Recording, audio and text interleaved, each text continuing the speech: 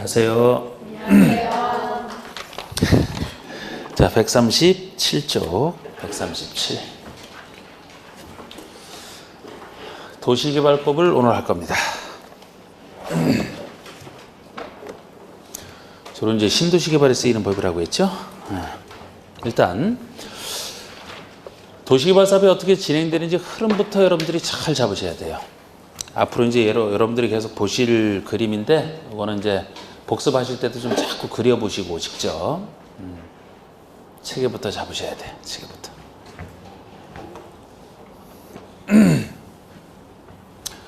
자, 도시개발 사업이 어떻게 진행되는지.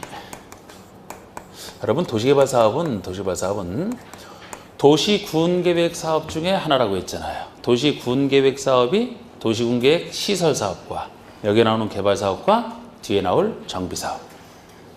그 중에 하나는 여러분들이 이미 배우셨어요. 저번 시간에. 도시군계획 시설 사업이 요거보다는 조금 더 간단합니다. 근데 그 원리는 기본 원리는 비슷하다 그랬잖아요.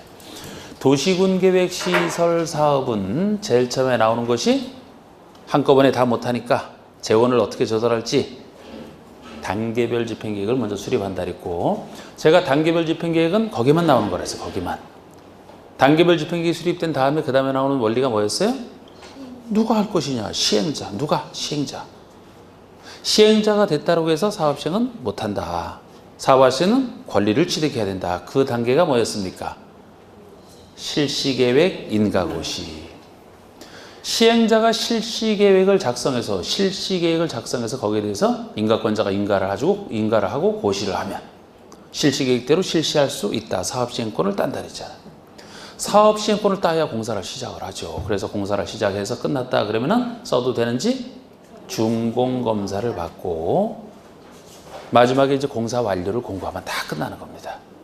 그 원리를 했는데 이건 좀 더 복잡해. 이게 좀 더 복잡한데, 역시 우리가 그걸 했듯이 여러분들이 이거를 기억을 나중에 해야 되기 때문에 혹시 1090 차 가져오신 분 있어요? 여러분들이 잘 생각해서 이거를 좀 틀을 잘 잡으셔야 돼요. 자, 도시개발 사업을 한다면 제일 먼저 뭐가 필요할 것 같습니까? 이번엔 제일 먼저 뭐가 필요할 것 같은지를 생각해 보시고 편하게. 도시개발 사업을 한다 그러면 뭐를 생각해요?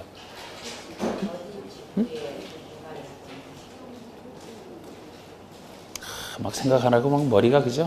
복잡하지 그냥. 계획? 뭔가 하여튼 뭐 여행을 한다래도 여행 계획이 필요하다고 했는데 이런 사업 하는데 계획이 없겠느냐? 계획을 생각해야죠. 그 이름이 도시개발 사업에 대한 계획이에요. 뭔가 계획이 필요하다. 근데 여긴 도시개발 사업을 하니까 도시개발 사업에 관한 계획, 줄여서 개발계획이라고 하는 겁니다. 이게 정식 명칭이 도시개발 사업에 대한 계획인데, 우리 법에서는 이하 도시개발 사업에 대한 계획을 개발계획이라고 하고 부르겠다고 개발계획 수립하는 거. 이렇게 그대로 말 붙인 거예요. 요거를 먼저 생각한 거 잘하셨어요. 우리가 도시계획 시설 사업을 할 때는 따로 계획이 그 전에 필요 없었던 게, 도시계획 시설 사업 할 때 도시군 관리계획으로 이미 다 결정을 해버리거든요. 그런데 도시개발 사업이 관리계획 내용이지만 특별법에서 다루고 있기 때문에 도시개발을 어떻게 할지, 면적은 어느 정도 크기로, 인구는 얼마나 수용하고, 시행지에 대한 자격이라든지 사업 시행 기간에 그거를 정하는 계획이 개발계획이라고 보시면 돼요. 제일 먼저 나왔습니다. 자, 그럼 도시개발 사업에 대한 틀을 정하는 계획이 수립이 됐다라면은 그 다음에는 여러분들이 생각하실 것은 시행자. 좋은데 그 전에 하나 더 있어. 누가 할지 정하기 전에 사업을 한다면 사업을 어디다 할까요, 여러분? 도시개발 사업 어디를 도시개발할까? 어디를 할까? 개발구역입니다. 도시개발할 땅을 지정을 해야 돼요. 여기는 대충 도시개발 사업에 대한 전체 계획이고,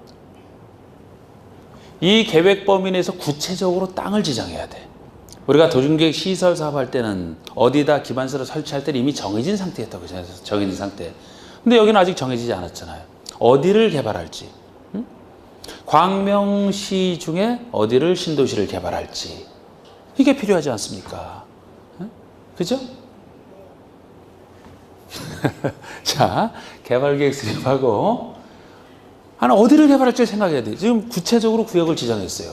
이 범위 내에서 대충 위치는 어디쯤이고 면적은 어느 정도 크기고 여기서 정해놓고 이 정해놨더라면 그 정해진 범위 내에서 구체적으로 구역을 지정을 해. 아, 여기를 개발할 것이다. 그게 정해져야 되잖아.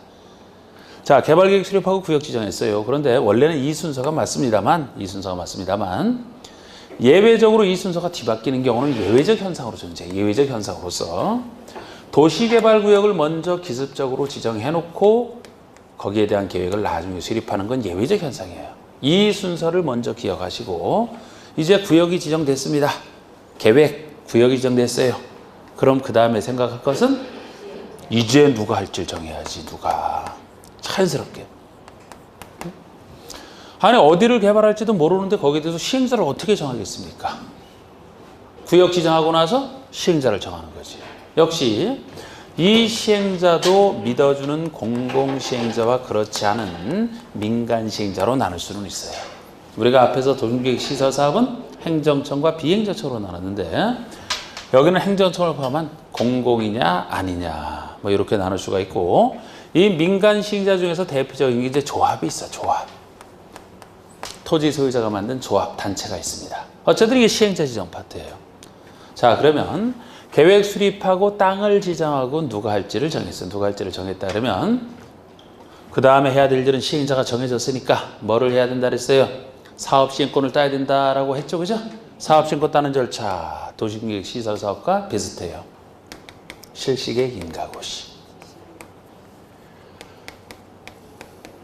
이걸 통해서 이제 사업신고를 땁니다. 앞에서도 얘기했듯이. 이 사람이 나는 이런 식으로 만들겠다, 사업을 실시하겠다, 실시에 대한 계획을 세운 다음에 인가권자에게 제출하면 인가권자가 해도 된다. 인가를 내주고 그 사실을 고시하면 시행자 입장에서는 요것의 인가고시를 통해서 사업을 실시할 수 있게 되는 사업신권을 땄다. 사업신권 땄어요. 사업신권 따면 이제 공사 들어간다 그랬죠. 그죠? 공사를 들어갈 수 있는데 여기서는 하나 더 나와요. 공사 들어가기 전에 누구에게 뭘 줄지 공사 들어가기 전에 그러니까 정해놓자. 사업시행으로 조성된 것을 누구에게 줄지 미리 정해놓고 사업해서 주차하는 거예요. 사업 끝난 다음에. 그래서 그게 필요한데 이 도시개발 사업을 하는 방식이 세 가지 방식이 존재합니다. 그 방식에 따라서 그 다음 계획 내용이 달라지기 때문에 제가 시행 방식을 먼저 쓰는 거예요. 이거 다음에 사업시행권 딴 다음에 수용 사용 방식이 있어요. 좀 이따 배우게 될 겁니다. 수용 사용 방식을 통해서 사업을 할 때가 있고 환지 방식을 통해서 사업을 할 때도 있고 이 둘을 섞어 쓰는 혼용 방식이라고 해서 이 세 가지 방식 중에 하나를 선택을 해서 사업을 하게 돼 있고 어느 방식을 통해서 사업할지는 여기서 정하는 거예요. 여기서 정해왔는데 어느 방식으로 해왔든지 간에 여기까지가 공통점이라는 거죠. 요거 다음에 수용 사용 방식으로 해왔다라면 요거 다음에 나오는 계획이 공급 계획이라래. 공급 계획. 계획이 지금 다양하게 나오고 있어요. 이름을 보고 판단하시면 돼요. 이름을 보고 공급 계획이니까 시행자가 만들었을 때 그것을 공급 대상자가 누구고 거기에 어떤 식으로 공급할지 공급에 대한 계획이라고 얘기를 합니다. 이걸 해놓고 나서 제가 이게 공사 표시라고 했죠. 그죠? 이제 공사 들어가는 거예요. 공사 끝나고 나면은 준공검사 받고 공사 완료 공고하고 이 안에 다 포함을 시켜놨어요. 여기는 그쪽보다 더 내용이 많아서 요 안에 공사 끝나면 준공검사 공사 완료 공고한다. 이건 당연히 들어가 있다고 보세요. 환지 방식으로 해왔다라면 누구에게 뭘 줄지를 환지 계획이라 합니다. 환지 계획. 환지로 조성된 땅을 누구에게 줄지 이게 환지 계획이라고 얘기를 해요.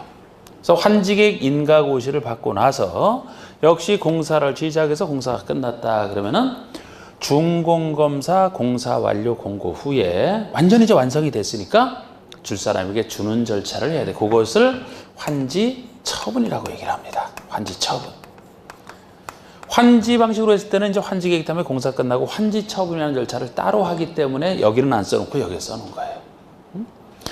처분한다는 게 누구에게 처분한다, 준다는 얘기거든요. 여기서 정하고 있는 환지를 그대로 줄 사람에게 주는 것을 환지 처분한다라고 얘기해요. 그런데 여기서 요 공사 기간이 장기간일 때 요 중간에 환지 예정지라는 게 들어갈 수가 있어요. 임의적이다 제가 이렇게 써놨습니다. 지금 여기 나온 절차들은 도시개발 사업을 하기 위해서는 다 거쳐야만 되는 절차예요. 다 거쳐야만 되는 절차입니다. 할 수 있다? 누가 하겠습니까? 구역을 지정할 수 있다? 안 하면 어떻게 해요? 해야 되는 절차예요. 다 이런 절차들 이제 보통 이런 절차가 나오면 다 해야 되는 절차거든요. 근데 이것만큼은 환지 예정지를 지정할 수도 있고 시행자가 안 할 수도 있다. 임의적이다. 그래서 여기만 따로 내가 이렇게 붙여놨어요. 일단 이 정도를 기억을 하셔야 돼요. 자, 지금 수업하는데도 여기를 제대로 안 쳐다보시는 분들이 있어요. 요거부터 알아야 돼요. 요거부터. 제가 첫 시간에 제일 하는 게 제일 중요한 거예요. 이게. 이런 걸 안 해놓고서 따라 공부를 하게 되면 이게 어디 속하는 건지는 몰라. 요거 다음에 하는 게 정비법이에요. 정비법이랑 둘은 서로 비교해가면서 봐야 돼. 똑같은 도시공직 사업이기 때문에. 그래서 특히 체계부터 잡으셔야 돼요. 체계부터. 요거를 일단 넣어놓고 시작을 하셔야 됩니다. 그러면서 개발법에서 어느 부분을 묻는다 그러면 예를 들어 환지계획 내용을 묻더라. 이 파트에서 이게 여기쯤에 어디가 있구나. 이런 생각이 돼야 된다고. 체계 잡는 거. 참. 요거 처음 보겠지만 우리 책에 그거랑도 다르잖아. 책도 제가 썼습니다만 요렇게 다 어떻게 그릴 수가 없어서 그냥 거기 나름대로 이렇게 좀 더 편하게 그리는 거예요. 여러분들은 책에 있는 것보다 요거로 기억을 하셔야 돼요. 요거로. 너무 심각할 필요는 없고 뭐 요 정도 좀 파악을 할 것 같아요? 눈만 깜빡깜빡? 파악을 할 것 같아요. 네. 기억을 하셔야 돼. 오늘 또 그러네. 또 기억을 하셔야 돼. 그래도 그냥 가만 파악할 것 같아요? 가만. 지금처럼 대답을 해야지. 책이 더 어려워요? 좋지 뭐 그럼 더. 하여튼 제가 시키는 대로 잘 따라오셔갖고 공법을 잘해야 돼요. 오늘 좀 목소리가 제가 어떤가요? 좀 작아요? 기운이 없어 보여?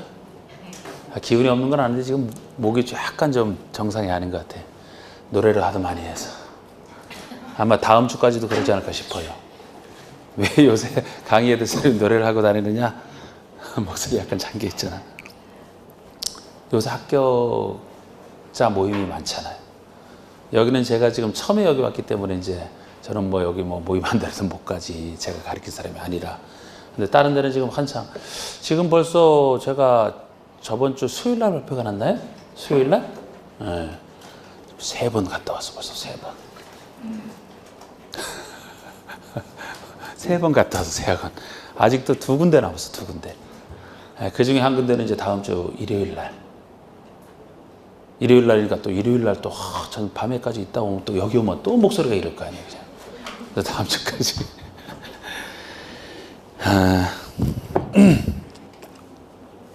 이 선생님들 중에서는 교수님들 중에서는 합격자 모임 한다면은 안 가시는 분들이 있어요. 저는 개인적으로 그런 분들을 이해를 못 하겠어요. 이해를. 한 1년 1년 동안에 그 결실을 볼 때 그냥 추수하는 것으로 끝나는 것도 아니고 제가 볼 때는 추수감사절 같은 날이야. 각 학원에 이제 그 합격자 모임이. 저는 만사를 제쳐놓고 갑니다. 그래서 어디 뭐 날짜를 원장님 언제 해요? 그래서 뭐 저랑 날짜 안마다 막 적극적으로 얘기도 하고. 물론 그래서 목요일 날 한 학원에서는 6명 중에 저만 갔더라고. 저만 5명 다 안 오고. 그래서 그쪽 원장님한테 이제 여쭤봤더니 5분이 다 술을 싫어하신대. 아니 술 싫어한다고 왜 축하하러 하나? 그저 열심히 해서 공부하신 분들 힘들게 공부하셨는데 축하를 해줘야지. 그래서 제가 다른 분들 못 가지가 다 먹느라고. 야, 그런데 합격자 모임 가면은 뭐 다 합격하신 분들이니까 어떻게 이제 공부해 왔는지 이런 거 이제 많이 얘기를 듣거든요. 그런데 제 카페도 좀 합격 수기 좀 올라온 거 좀 보셨나요? 그 카페에. 제 카페를? 에이, 첫 시간에 얘기해 줬지, 내가. 아니, 네이버에 제 이름 치면 딱 나온다. 얘기 안 했어요? 에이, 네. 내가 첫 시간에 앞으로 반복을 해야 되고, 이제 1월 달부터는 mp3 그 요약한 걸 올린다 그랬잖아. 얘기 안 했어요? 성함치고 들어가라는 말씀 이런 거 안 했어요. 카페만 있다 이렇게. 카페 있다 그랬죠, 하여튼. 아, 그럼 당연히 저는 아시는 줄 알았지. 네이버, 다음 말고 네이버, 제일 큰 네이버에 제 이름이 완전한 돌 아닙니까? 장완석 딱 치고 하면 제 카페밖에 없어요. 예. 그럼 거기 딱 들어가서 그냥 본글 하나 쓰고 다른 사람 글에 댓글 하나 하면 자동 등업이니까 나중에 이제 1월 달에 올라오는 거 mp3 잘 들으시면 돼요. 지금도 mp3 얘기를 제일 많이 들어요. 제가 합격자 모임 가면은. 그 시험 전날에도 자기 전에 그걸로 자장가 삼아 잤다 이런 얘기부터 해서 저 꿈에서 보는 사람 굉장히 많습니다. 자기 전에 맨날 들으니까 꿈에서 안 나타나는 어떤 분은 꿈에서 그냥 제가 강의하는 게 아니고 문제풀이도 꿈에서 들었대요. 제가 해드리지도 않았는데 그거는. 예를 들어 그렇게 자주 들으신 분들은 수백 번씩 들어요. 당연히 그럼 쫙 문제 펼쳐놓고 푸는 순간에 제 목소리가 들린다는 얘기 많이 하셔요. 그래서 그렇게 하는데 그거를 1월 달부터 제가 금요일 날 아마 하는 데서 찍어서 올릴 거예요. 그러면 한 15분 정도로 그날 4시간 동안 했던 것이 15분으로 압축이 되는 거예요, 압축이. 그거를 8회, 9회 이렇게 들어간다면 그거 다 해봤자 몇 시간이겠습니까? 짧은 건 뭐 1, 2회에 하는 건 한 2시간 정도. 최종 완성분인 5, 6호는 한 3시간, 길어야 3시간 20분. 전체 합친 게 얼마나 자주 들어요. 이번에 갔던 분은 뭐 학원까지 자전거를 타고 다녔는데 학원까지 집에서 오는데 15분 정도. 그 15분이면 많이 들으신 분은 1.2배속, 1.5배속으로 막 들으시더라고. 그러니까 15분이면 23분 이렇게 된 게 다 오면서 다 한 번 듣는 거예요. 가면서 한 번 듣고. 생각해봐요. 그럼 매일 그렇게 했다 쳐봐. 얼마나 자주 반복이 됐겠어요. 이번에 저기 안산 거기서 모임에서는 제일 인상적이었던 분이 있었어요. 중개 실무가 55점, 중개사법 실무가 55점 나왔어요. 중개 실무 55점이면 떨어져야 정상이에요, 그죠? 중개 실무는 80점 이상 맞아줘야지. 아무리 안 돼도 70점 되는 무조건 맞아줘야 돼. 거기서 맞지 않으면 2차 과목 어디서 점수를 끌어올리겠습니까? 55점 나왔대, 55점. 공시세법이 57.5. 57.5. 공법 82.5. 그래서 합격했다 이거야. 이거는 제가 깜짝 놀랐다니까. 그래서 원래 공법은 점수를 깎아먹는 과목이잖아요. 꽈락 안 맞는 거로 다른 데서 채우잖아. 근데 그분은 공법에서 다 잡은 거야. 공법에서. 그래서 저한테 든 사람은 항상 다 그래요. 시험 볼 때는 그렇게 나올 줄 몰랐대. 정확히 모르겠더래, 정확히. 그런데 맞춰보니까 그렇게 맞아서 본인도 놀랐다고. 그날 산삼주 가져서 산삼주.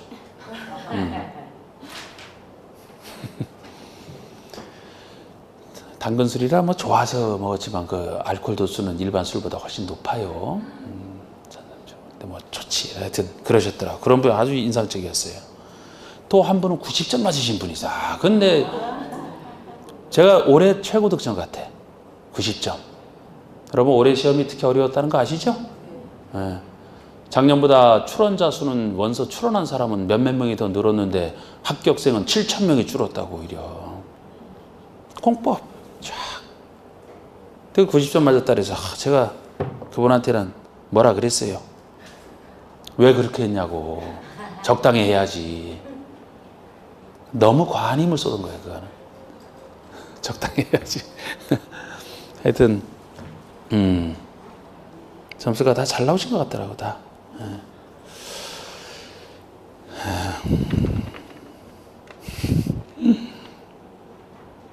토요일 날 간 데는 350명이 모이는 합격생 350명. 양천 리더스 웨딩홀에서 딱 했는데요. 전국에서 모이는 거예요, 전국에서.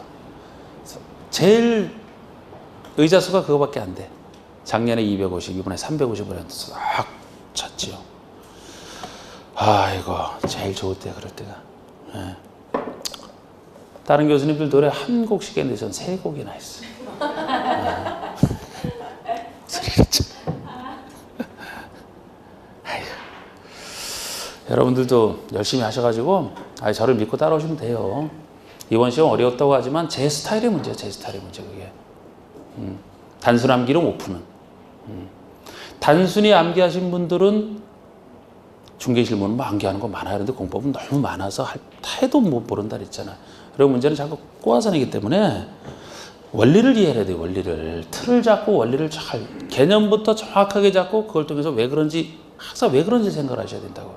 그렇게 원리를 이해하게 되면은 단순하게 암기로 하신 분들은요, 문제 풀 때는 맞추는 것 같아. 내가 암기한 데서 나왔거든, 열심히 해서. 그래서, 이거 답이다. 확신이 있다고. 그런데 가서 채점해 보면은 점수가 아니야. 함정을 못 피한 거지. 그래서 맞는다 생각했는데 채점하면 점수가 안 나와. 근데 제 스타일은 항상 내가 첫 시간에 얘기를 하는데, 풀 때는 오히려 점수가 안 나올 것 같아요. 확신이 안 들어. 그런데 맞춰보면 확 올라가. 제 스타일의 강의 그게. 그래서 막 모의고사 막 풀고 그럴 때 보면은 모의고사 볼 때 막 점수가 안 나오게 돼요. 그런데 뒤로 갈수록 실전에서 더 잘 나오는 게 제 강의 스타일이에요. 근데 그렇게 해야지만 요새는 대비가 돼요. 뭐 마지막에 웃으면 되지 뭐. 그래서 저는 어떤 세부적인 것보다 하여튼 이런 거 제가 원리를 자꾸 중요시 하는데, 그래서 요거부터 잡으셔야 되고, 요거 다시 한번 해드릴까요? 해달라고 해요. 이걸 외워야 된다니까. 근데 외워야 되는데 두음자 따서 외우는 게 아니고 자연스럽게 사업의 흐름을 이해를 하셔야 된다고. 다 이유가 있어서 이렇게 됐으니까. 자, 다시 한번 들어갑니다. 당연히 어디를 도시개발 사업을 하겠다라고 하면은 거기에 대한 계획이 필요한 건 먼저 생각을 하셔야 돼요. 그래서 그 이름이 단순히 도시개발 사업이기 때문에 이름도 그대로 붙였잖아. 개발에 대한 계획이다. 개발 계획이라고 얘기하는 겁니다. 그럼 여기서 사업의 틀을 잡았으면 그 다음엔 당연히 어디를 개발할지 구체적으로 땅을 지정해야 되잖아요. 어떻게 여러분 땅 지정이 전체적인 계획 앞에 올 수가 있습니까? 여기서 땅에 대한 것도 대충 정해놓으면 구체화시킨 게 이거거든요.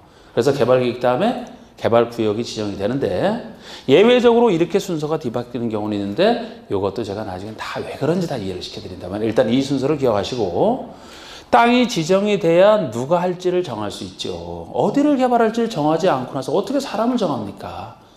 어디를 개발하겠다 딱 정해놓으면 거기에 대해서 시행자가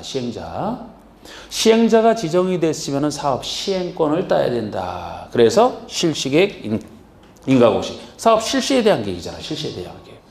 이게 그 전에 나올 수가 없죠, 여러분. 시행자가 되기도 누가 할지도 정해주기 전에 실시에 대한 계획이 어떻게 나와? 실사 사람이 정해져 실시계획을 세우죠. 사업시행권 땄습니다. 따면은 다른 것처럼 공사를 시작해야 되는데, 요 큰 사업인 도시개발 사업에서는 공사 들어가고 나서 사업을 하다가 이거 마음에 드는 누구 주고 그런 게 어디 있어요? 미리 계획 세워놓고 동사 들어가야지.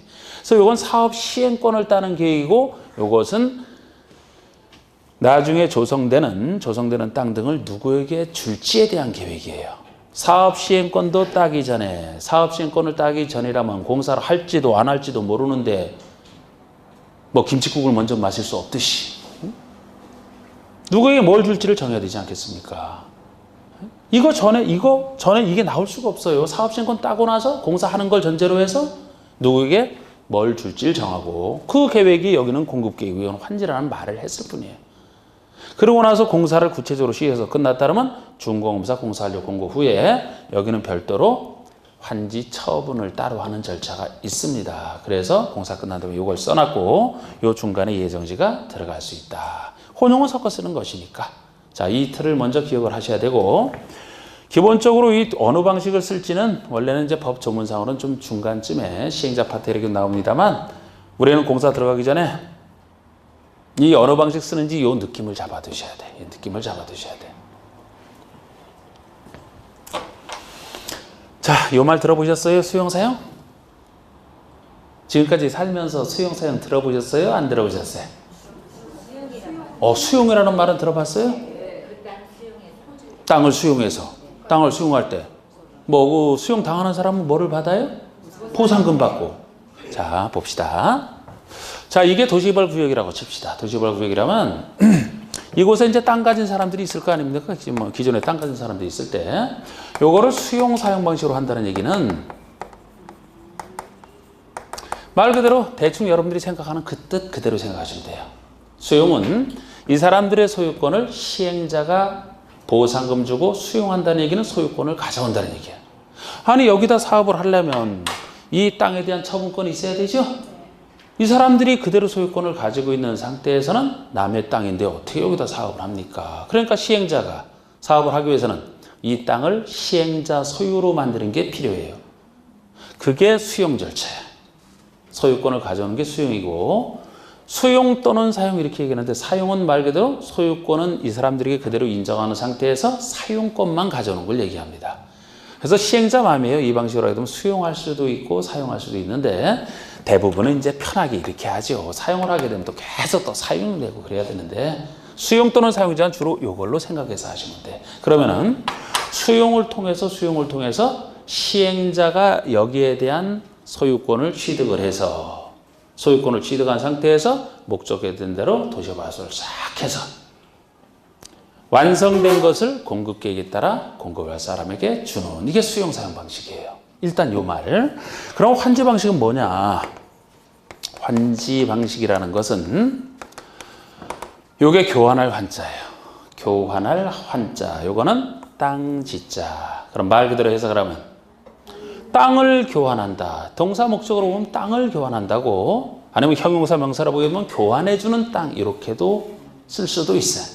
결국 땅과 땅을 교환해준다 보시면 돼요. 아까 이 방식에서는 시행자가 보상금 주고 자기가 소유권을 취득을 해서 공사해서 주는 거. 그럼 여기라면은 환지로 하게 되면 시행자가 소유권을 취득하는 게 아니에요. 그런데 어떻게 사업을 할 수 있느냐? 여기 땅 가진 사람들의 땅을 이 사람들이 보상금 받고 나가는 게 아니고 자기 땅을 사업을 해서 제공을 하는 거예요. 제공을. 그 대신 종전의 땅을 제공을 하고 사업 시행으로 만들어진 땅을 종전의 땅에 교환해서 받는 게 환지예요. 땅과 땅을 교환한다 보시면 돼요. 그럼 환지 방식으로 한다면 혹시 시골에서 자라신 분들이라면 우리 공법은 가만히 보면 시골에서 자라신 분들이 유리한 것 같아. 보는 게 많아서. 환지로 어떻게 사업하는 거 혹시 도시개발 사업은 아닌데 혹시 시골에서 못 보셨나 그런 거? 특히 70년대에 그런 거 많이 했을 텐데. 논을. 시골에서 자라시면 거의 없죠 여기? 그 논이 막 그저 꾸불꾸불한 막 이런 논두렁 이런 된 논이었어요. 반듯반듯했어요. 반듯반듯했어요 이렇게? 바둑반처럼? 환지로 했다는 거야 그럼 이게. 옛날엔 다 꾸불꾸불하지 않았겠습니까? 산이 막 이렇게 논이 돼 있을 거 아니야. 이게 환지야 환지. 그럼 여기서 이 땅을 제공받아서 이 땅에 대해서 시행자가 사업을 쫙 해서 반듯반듯하게 만들어 놓은 상태에서 예를 들어 이 땅을 가지고 있는 사람에게는 비슷한 땅, 이 땅을 반듯반듯한 걸 주고 이 땅에 대해서는 뭐 요거를 준다라든지 종전의 땅에 대해서 새로운 경지 정리된 땅으로 바꿔주는 게 환지예요. 그리고 나서 이제 뭐 모자라고 남는 부분은 이제 현금으로 청산하는 것이. 이게 환지 방식입니다. 땅과 땅을 바꿔주는 게 환지 이름을 분석하시면 돼요. 자 그러면 보통 여러분들이 신도시를 어디를 개발한다 그러면은 이 방식을 쓸 것 같아요? 이 방식을 쓸 것 같아요? 요거를 쓸 것이다. 어떻게 그렇게 생각을 했어요? 왜 그럴 거라고 생각을 했어요? 땅은 대부분 수용해서 이렇게 하시더라고요. 뭐 수용당한 사람 얘기를 들어봐서 그래요? 자, 요새 신도시 개발에서 여러분들이 관심 있는 신도시는 뭐 다른 목적으로 신도시 개발하는 게 아니고 주로 아파트 지어서 공급하는 거에 관심이 있잖아. 그럼 그 아파트에 들어가는 사람들이 그곳에 처음부터 사업하기 전에 땅을 가졌던 사람이 그 아파트를 받아 들어갈 것 같아요? 아니면은 거기랑 상관없는 사람들이 거기 아파트 받아 들어가는 것 같아요? 이 방식으로 했다는 얘기야. 수용사업 방식으로.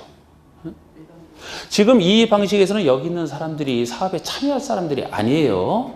아까 누가 취득한다 그랬어요? 수용을 통해서. 시행자가 취득해요. 시행자가 취득하는 순간에 이 사람들은 보상받고 다 나가는 거야. 그래서 시행자가 만약에 아파트 개발하는 도시개발 사업을 했다면 여기다가 자기 땅에 아파트를 쭉 지어서 이 아파트를 여기 살던 사람에게 줄 필요 없죠, 이제? 이 사람들은 사업과 관련 없는 사람이 돼버렸다니까요. 보상금 받고 나간 사람들이 돼버렸어요. 관련 없어, 이제. 그러니까 시행자가 아파트를 지어서 누구든지 여기 있던 사람이었든지 없던 사람들이 상관없이 자기 있는 사람에게 이 아파트 받을 사람. 나도 받겠습니다. 나도 받겠습니다. 그럼 그들 중에서 이제 공급해 주는 게 이게 수용사용 방식이라고. 그래서 보통 우리가 신도시를 개발한다면 여기 광명도 마찬가지고 여기서도 개발했을 때 그곳에 사는 사람들만이 그곳에 계속 머무르는 게 아니에요. 다른 데 외부 있는 사람들이 거기서 아파트 살 사람들이 들어와서 산 거라고요. 왜 샀느냐? 시행자가 취득해서 그 사람들이 공급한 거잖아요. 애초에 환지라면은 외부 사람들이 받을 수가 없어요.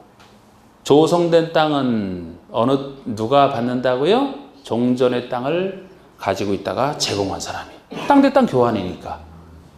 외부 사람이 받을 수가 없죠? 여기 있는 사람들이 사업에 참여해서 바로 그 대가로 환지를 받는 거예요. 그래서 도시개발 사업이 크게 두 가지 방식입니다. 처음 듣는 얘기가 되겠습니다만 어느 정도 좀 어떤 방식인지 감의 차이가 와요? 자, 그러면 제대로 이해를 했는지. 상대적으로 도시개발 사업 중에서도 상대적으로 큰 사업에 적합한 방식이 어느 방식이겠어요? 오, 제대로 이해했어요. 제대로 이해했어요. 여기 있는 사람에게 준다 그러면은 대형으로 할 수가 없어, 대형으로. 개발되기 전에 여기 땅 가진 사람들 몇 명 있다고 그 사람에게 주면은. 보통 큰 사업에 적합한 게 이것이라 우리 수도권에서 하는 대부분의 그 도시개발 사업은 사실 이 방식으로 하는 게 보통이에요. 상대적으로 작은 사업에 적합한 것이 환지예요. 수용으로 하게 되면은 여기 있는 사람들이 받는 게 아니고 외부 사람들이 쭉 받는 것이고요. 환지로 하게 되면 외부 사람들이 받는 게 아니고 여기에 땅 제공한 사람이 받기 때문에 받는 사람이 한정돼 있을 수밖에 없어요. 작은 사업에 적합한 겁니다. 자, 큰 사업에는 이게 적합하고 환지가 작은 사업에 적합하다. 이런 느낌을 나중에 쓸 것이고 돈은 어디가 많이 들어가요, 여러분? 사업비가. 오, 여기도. 제곱미터당 도시개발 사업 사업비는 똑같다고 칩시다. 사업비 자체는 똑같다고 쳐도 여기는 추가로 뭐가 들어가냐면 수용 보상금이 막대하게 들어가기 때문에 이게 큰 사업에 적합하면서 돈이 많이 들어가요. 이게 수용 사용 방식의 특징이야. 그래서 여기 시행자를 나눌 때도 제가 시행자를 공공과 민간으로 나눠본다라고 했는데 이렇게 나누는 이유가 믿어주는 공공시행자라면 아무 상관없는데 민간시행자는 좀 믿을 수가 없기 때문에 환지가 아니고 수용 사용 방식으로 할 때 주로 민간시행자가 차별을 받아요. 차별받기 때문에 여기서 나누는 것은 여기서 주로 필요하기 때문에 환지에서는 주로 민간인이 시행자가 돼요. 여기는 주로 민간인이 시행자가 된다고. 여기 조합 있죠, 조합? 이 조합이 그곳에 있는 토지 소유자가 만든 단체를 여기서는 조합, 도시개발 조합이라고 하거든요. 여기서는 수용 사용 방식에서는 조합이 필요가 없어요. 여기 있는 땅 소유자들은 어떤 사람들이 보상을 받고 나갈 사람이라니까, 나갈 사람. 나갈 사람들의 단체가 여기서 뭐 필요해? 근데 환지로 하게 되면 여기 있는 사람들이 나가지 않고 사업에 자기 땅을 갖고 참여한다 그랬죠? 참여하기 때문에 이 사람들이 만든 단체인 조합이 시행자가 되는 게 원칙이에요. 당신들이 스스로 하는 게 좋지 않느냐, 성격상. 물론 환지 방식에서도 예외적으로 공공이 될 수는 있어요. 그런데 본인들이 제공한 땅에 대한 사업을 본인들이 스스로 하는 게 좀 더 효율적이다라고 봐서 여기서 조합을 시행자 중에 하나로 합니다만 이 조합은 환지 방식으로 할 때만 시행자가 되는 것이 다른 방식에서는 안 돼요. 그래서 수용 사용에서는 공공과 민간이 다 시행자가 될 수 있다라고 하지만 민간 시행자는 여러 가지 차별을 받기 때문에 주로 이제 공공이 시행자가 되는 경우가 많다고. 그런데 환지에서는 역시 둘 다 될 수는 있지만 민간 당사자인 조합 아니면 조합을 결성하지 않아도 그곳에 있는 토지 소유자가 보통 하는 게 환지 방식이에요. 여기는 주로 공공시행자가, 여기는 주로 민간시행자가. 자기 땅 가지고 사업에 참여하니까 스스로 한번 해봐라, 그런 뜻으로. 그래서 이런 느낌을 잡고 좀 헷갈리는가요? 여러분들 똑똑하셔가지고 됐어. 혼용이라는 거 말 그대로 섞어 쓰는 거예요. 섞어 쓰는 거. 혼용이라는 말은 이제 일부 환지, 일부 수용 사용 이렇게 얘기를 합니다. 어디를 수용 사용 쫙 해야 되는데 예를 들어 여기를 수용 사용 방식으로 하고 싶어요. 그런데 여기 있는 사람이 뭐 요 사람은 대부분의 사람들은 다 보상금 합의해서 뭐 이것도 나중에 살짝 얘기하겠습니다만 그 보상금은 서로 합의하는 거예요. 합의가 안 되면 이제 재결까지 가고 아니면 재판까지 갈 수도 있는데 보통 이제 합의되면 합의된 금액을 주고 취득을 하거든요. 그런데 C라는 사람은 끝까지 자기는 안 되겠대. 끝까지 안 되면은 뭐 강제적 수용 절차로 갈 수도 있어요. 그런데 간다 그래도 이 법과 상관없이 사회적으로 여기서 아주 독하게 버티게 되면은 왜 그러잖아. 예? 강제적 절차를 할 수는 있지만 강제적 절차를 한다 해도 끝까지 버티는 사람이 있잖아. 막 실력 행사하는 예? 그 장비 앞에 막 들어 누워가지고 예? 그런 얘기 많이 있잖아요. 내 눈에 흙이 들어가기 전에 나는 이 고향 못 떠난다. 돈의 문제가 아니다. 사실 돈 많이 달라는 그 얘기인데 버티잖아. 뭐 강제로 뭐 인력 동원해서 그걸 할 수도 있지만 뭐 그런 또 막 기사나 그걸 골치 아파집니다. 예. 도저히 여기는 안 되겠다. 그러면 당신은 환지로 해줄게. 하도 그렇게 버텨서 골치 아프니까 그럼 당신은 환지로 해줄게. 그럼 떠나지 말아라. 그럼 여기는 환지를 쓰면서 나머지를 수용사용을 쓰게 돼요. 이게 혼용 방식이라고요. 혼용 방식. 예외적인 현상이지만. 그래서 먼저 혼용은 둘을 섞어 쓰는 것이라 요것과 요 방식이 어떤 것이고 그 기본적인 아까 그 차이점을 먼저 생각을 해 두셔야 다른 거 이제 할 때 이해가 좀 될 겁니다. 봅시다. 이제 들어가면서 이렇게 체계를 잘 잡았고요. 여기 나오는 이제 용어 위주로 제가 그래야지 나중에 할 수가 있기 때문에 한번 보세요.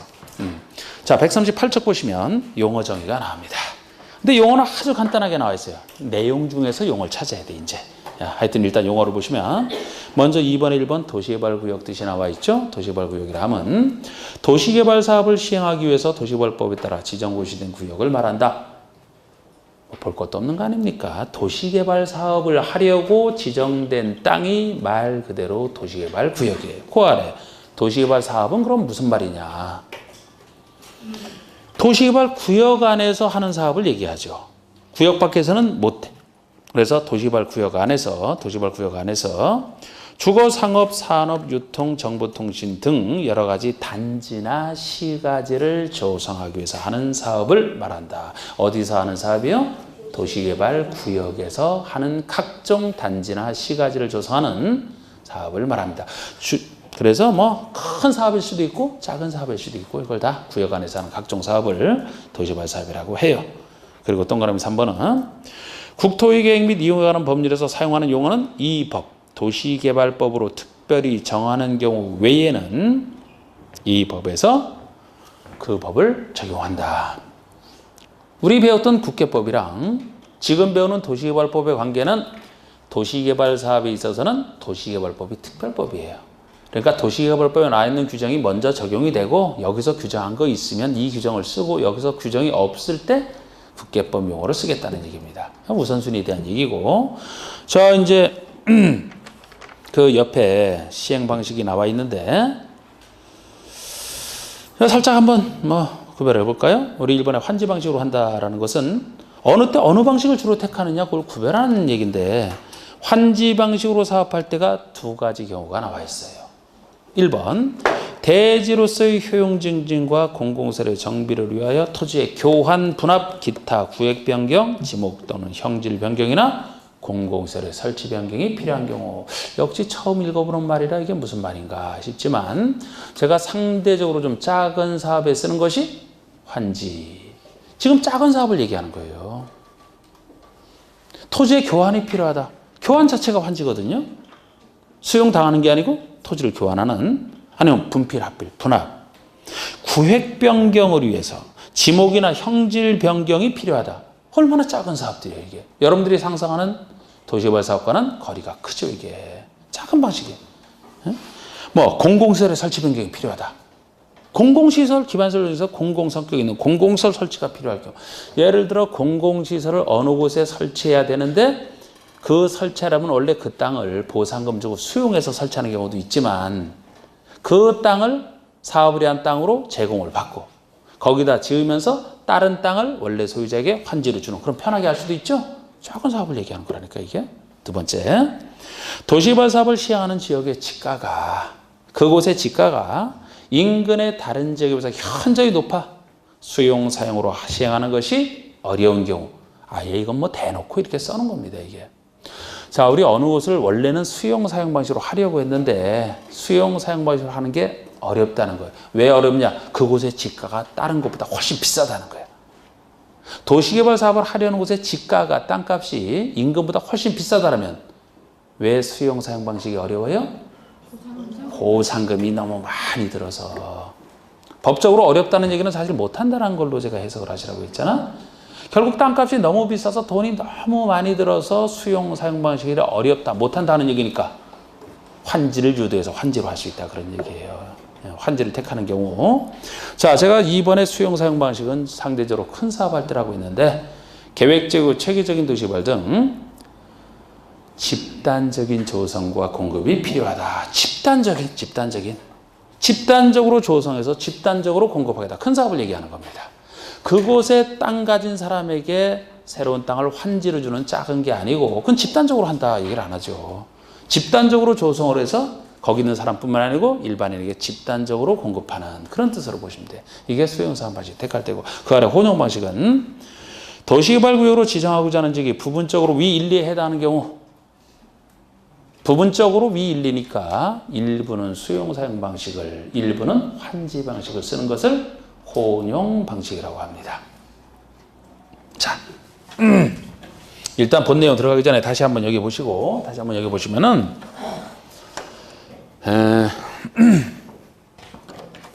크게 이 두 가지 방식을 구별하시라고 했는데 그 뜻은 우리가 지금 봤고요. 요 틀 잡을 때 수용 사용 방식으로 하는 경우랑 환지 방식으로 할 때 조성되는 땅이 두 땅씩이 전체 두 땅씩. 이것도 미리 알아두시면 나중에 편하니까. 우리 수용 사용 방식에서는 조성 토지 등 이 말이 먼저 나올 겁니다. 이따가 이 파트에서 보시면 나와요. 조성 토지 등, 뭐 토지와 건축물 포함해서 등이라고 법적인 용어 그대로 써놓은 거예요. 조성된 토지 등이라는 거예요. 조성된 토지. 여러분, 아까 환지에서는 여기 참여한 사람들이 새 땅을 받는다 그랬습니다. 수용 사용 방식은 시행자가 취득을 해서 공급하기 때문에 이곳에 있는 사람만이 받는 게 아니고 이곳에 있었던 사람이든 다른 데 있었던 사람이든 상관없이 받는 거죠. 그러면은 일반인, 불특정 다수, 특정되지 않은 다수의 일반인에게 공급하는 것이 이 수용 사용 방식이에요. 수용 사용 방식. 그게 주로 조성토지예요. 조성토지. 도시개발 사업의 목적대로 조성한 땅을 얘기합니다. 목적대로 시행자가 조성한 땅. 말을 이렇게 붙였을 뿐이에요. 예를 들어 택지로 개발하는 게 도시개발 사업의 목적이라면 아파트 등을 택지를 조성해서 아파트 등을 지어서 공급하겠죠. 그러면 어떤 목적, 어떤 땅으로 조성해야 돼요? 아파트를 지을 수 있는 땅으로 조성해야지. 만약에 공장을 설치할 목적으로 신도시 개발 사업을 한다면 공장이 주로 들어가는 신도시를 개발한다면 그 땅은 어느 목적으로 조성해야 돼요? 공장 지을 공장 용지로 조성해서 일반에게 공급해야지. 그러니까 수용 사용방에서 나오는 조성 토지가 그 애초에 도시개발 사업의 목적대로 조성한 땅을 얘기하는 겁니다. 이게 주로 일반에게 주는 거예요. 이게 제가 수용 사용에서는 불특정 다수인에게 준다라고 했는데 일반에게 주는 보통 땅이 조성 토지. 그런데 어떤 땅이 나오느냐? 두 땅, 원형지라는 게 존재합니다. 원형지. 일단 그 틀 잡을 때만 이거 적어놓으시면 돼요. 나중에 이 개념들 뒤에서 다 제가 하니까. 자, 우리 원형지라는 말이 나오면 요 말을 그대로 분석하면 땅지자일 것이고 당연히 원형. 그 모습 그대로, 원래 모습 그대로 원래의 형태를 유지한 땅이 원형지예요. 말 그대로. 원래의 형태를 유지한 땅. 조성토지에 반대지 않습니까? 원래 모습 그대로 있는 게 원형지야. 조성토지라면 이 원래 모습 그대로를 바꾼 걸 얘기하잖아. 도시개발 목적대로 조성한 땅을 얘기하잖아. 그러니까 조성토지가 있고 조성토지 반대가 원형지예요. 제가 이 방식에서는 일반에게 준다라고 했는데 일반에게는 목적했던 목적대로 조성한 이 조성 토지를 주는 게 일반에게 주는 토지고, 원형지라는 건 사실 이 방식에서 없어도 돼. 이거 없어도 조성 토지만 잘해서 공급하면 도시개발사업의 목적은 달성이 돼요. 처음에는 조성 토지만 있었어요. 나중에 나온 게 원형지예요. 시행자가 손대지 않은 땅을 얘기해요. 그래서 이거는 원래 없어도 되는 땅인데, 요거까지 물어볼까요? 여러분, 이 사업에 참여해서 만약에 땅을 받는다라면 조성 토지가 더 좋겠습니까? 원형지가 더 받는 사람 입장에서 좋은 땅일 것 같아요. 조성 토지가 좋을 것이다. 과연 그럴까? 자, 예를 들어 아파트 지을 목적으로 조성을 해서 거기다 아파트 지어서 공급을 한다. 토지 등에는 토지와 건축물 다 들어가니까. 그러니까 싹 이미 만들어진 걸 받으면 좋을 것이다 이거죠. 편하고. 만들어지지 않은 땅을 딱 받게 되면 그냥 뭐 내가 막 만들어야 되니까 불편하고. 그래서 이게 좋을 것이다 라고 답하신 것 같은데, 자, 우리 사는 사람 입장에서 두 땅의 가격을 본다라면은 뭐 나중에 구체적으로 정해봐야겠지만 대충 가격은 어디가 쌀 것 같아요? 어디가 쌀 것 같아? 원형지가 싸지. 자, 보석을 가공하기 전에 원래 그 보석이 있어요. 가공하기 전에. 가공한 보석이랑 가공 전의 보석이랑 어디가 비싸요?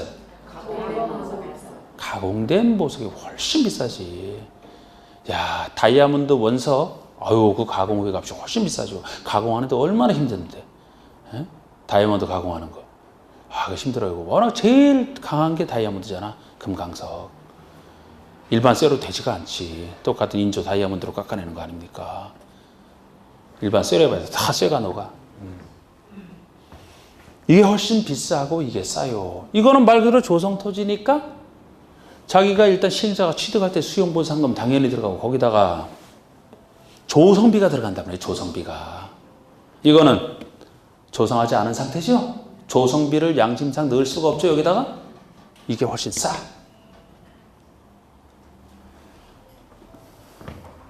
어느 땅이 좋아요 그러면? 받는 사람 입장에서는? 아이, 이게 비싸고 이게 싸다니까. 여러분들이 받을 때, 여러분들이 일반으로 참여해서 받을 때 이건 비싼 땅이고 이게 싼 땅이야. 어느 땅이 좋은 땅이야 그러면? 그래야지. 아까부터 자꾸 이게 좋다면 어떻게 해? 예? 아파트 생각해도 아파트 그 대가가 훨씬 비싸다니까 그게. 너무 아파트만 생각하지 말고 아파트를 이걸 땅을 받아 본인이 심으면 그게 훨씬 더 싸. 예를 들어서 이게 좋은 땅이야. 이게 훨씬 좋은 땅이야. 이게. 일단 사업하는 사람 입장에서도 가공되지 않은 상태의 땅은 자기 개성을 살려서 개발하는 거. 그건 두 번째 장점인데 일단 여기가 조성비가 안 들어가기 때문에 싸요. 싸기 때문에 이게 인기 있는 땅이야. 이게 사실.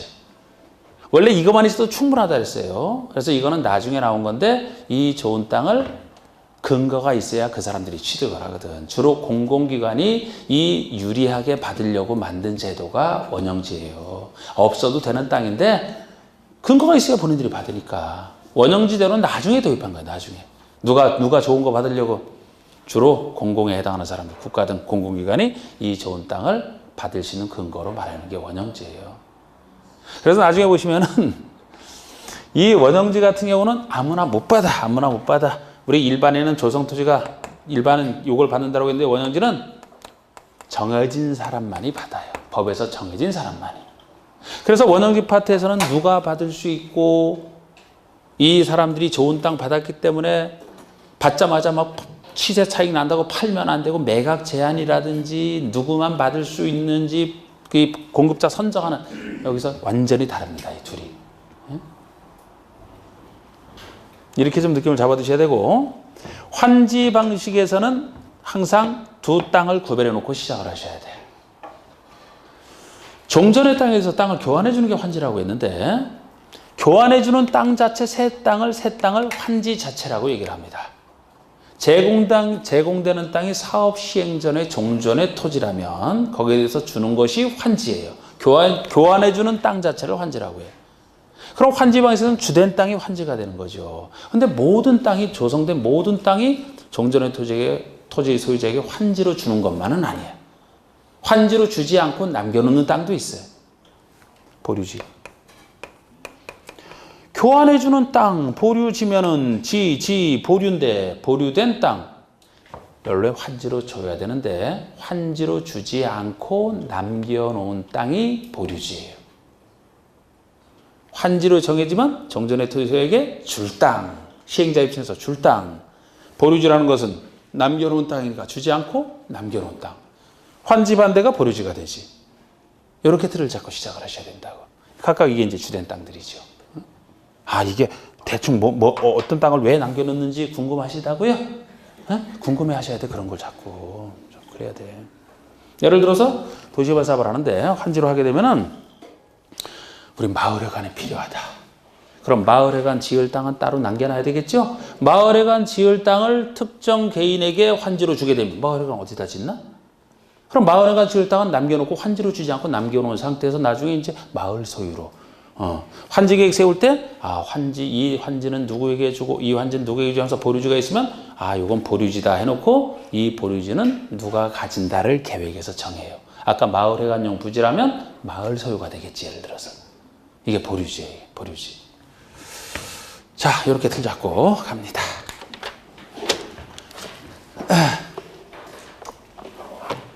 자, 이제 140쪽부터 용어 나오는 대로 그래도 요건 말씀드려야지 이제. 다른 세부적인 내용은 아니도 왜 이렇게 예외가 존재하는지, 왜 이렇게 예외가 존재하는지.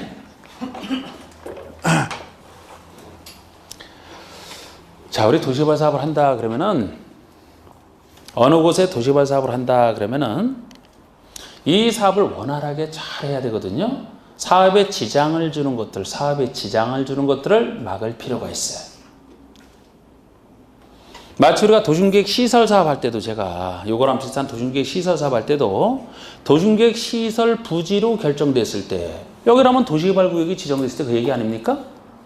도심계획 시설 부지로 결정이 되면은 도심계획 시설 사업을 원활히 진행하기 위해서 도심계획 시설 사업에 직접 방해가 되는 건축물의 건축이나 공작물 설치에 대해서 허가를 해서는 안 된다. 토지 소유자 입장에서는 묶이는 효과라고 했잖아.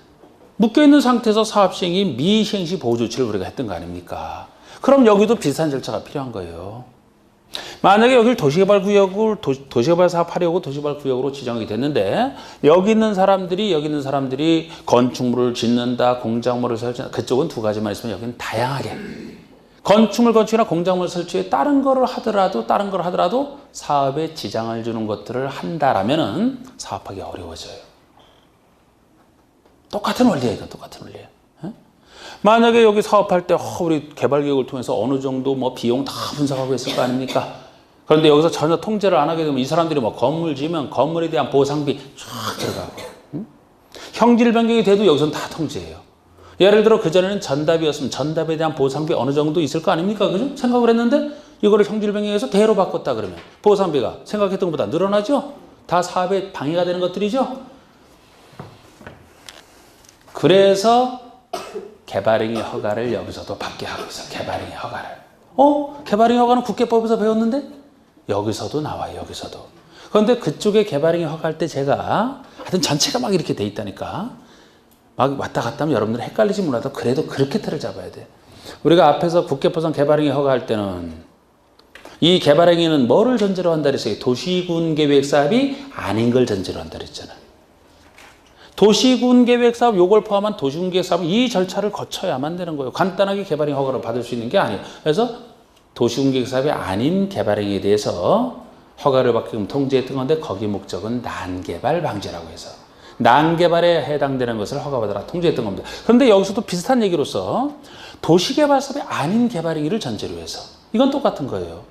도시개발 사업 해야 되기 때문에 도시개발 사업이 아닌 개발행위를 함부로 하게 되면 사업에 지장을 줄 것이다. 그래서 허가를 받으라.